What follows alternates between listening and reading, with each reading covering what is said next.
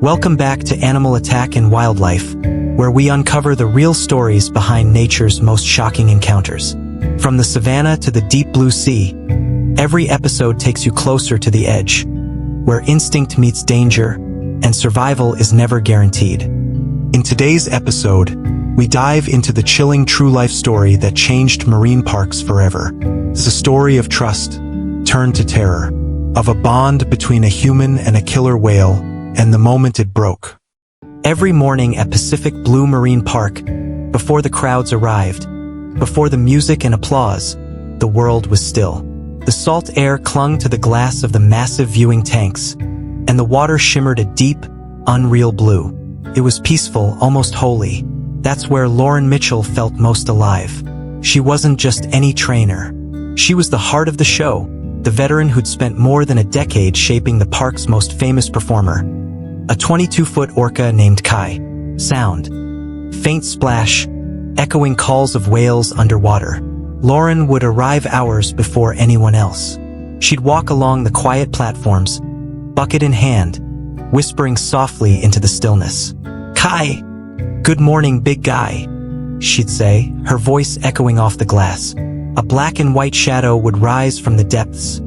Slow, deliberate, curious. His eyes met hers, calm and knowing. To the public, it looked like friendship. To Lauren, it was something deeper. A bond built over years of trust, repetition, and shared silence. She had been there when Kai arrived, freshly transported from an ocean pen off Iceland's coast. He was young then, barely 2, and terrified. The water around him had smelled of diesel and fear. Lauren had been the first human to touch him gently, to feed him, to teach him that hands could offer comfort instead of chains. Over the years, she learned his moods like tides. When he felt playful, he'd splash her on purpose. When he was tired, he'd drift near the glass, exhaling slow rings of bubbles. She said he was the smartest soul she'd ever met. Her colleagues sometimes joked that Kai was like her child. She'd smile and say, "Maybe, but he's the one teaching me." By mid-morning, the stillness of the park vanished. Vendors shouted, cameras clicked, the smell of popcorn mixed with salt water. The Orca Stadium filled with hundreds of faces, eyes glued to the tank. Lauren watched from backstage, headset on, scanning the schedule. 11 a.m., Ocean Symphony Show. Her show. She ran her hand along the railing, took a deep breath, and stepped into the sunlight. Applause greeted her immediately. Kai breached in a perfect arc, a wall of glittering water rising behind him. The audience gasped. It never failed to amaze them. Lauren smiled, the familiar rhythm returning. But beneath the cheers, a flicker of unease lingered. Kai had been different lately, more distant, slower to respond, watching her with an intensity that unsettled her. Still, she pushed it aside. "Focus on the moment," she told herself. She tapped her whistle twice, a signal they'd rehearsed 1,000 times. Kai Dove resurfaced exactly where he should. For now, everything worked. Later that day, after the shows ended and the crowds disappeared, Lauren stayed behind as usual. The sun dipped low, turning the surface of the pool gold. She sat on the edge of the tank, dangling her boots in the water. Kai floated beside her, just beneath the surface, his dark eye fixed on her face. "Hey H. Hey handsome," she whispered. "Long day, huh?" Kai exhaled, a plume of mist catching the sunset light. She laughed, a sound only he ever heard. Moments like these kept her going.